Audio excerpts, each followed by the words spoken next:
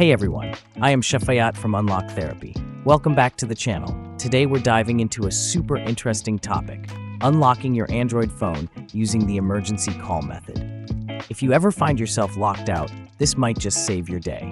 But remember, it's not foolproof, and there are some important things to keep in mind. Let's get into it. A step-by-step guide to unlocking your Android via the emergency call method. Go to your lock screen.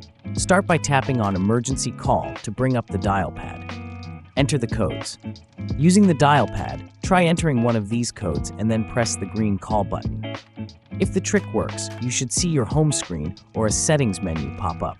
From there, navigate to your phone's lock screen security settings and disable the password, PIN, or pattern lock.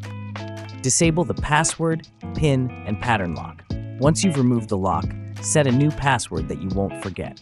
Important notes and caveats. No guarantees. These codes might not work on every device. Success depends on your phone's brand, model, carrier, and Android version. Carrier restrictions. Some carriers might block these codes on their networks. Accidental SOS calls. Entering the wrong code too many times could trigger an emergency SOS call, so be super careful. Android updates. Newer versions of Android often display a message like "Emergency mode started," without actually bypassing the lock screen. While this method is worth trying, keep your expectations realistic and proceed with caution. If this doesn't work for you, don't worry. There are other methods out there that might have a better chance of success. That's it for today's video. If you found this helpful, give it a thumbs up, subscribe for more tips and tricks, and leave a comment if you have any questions.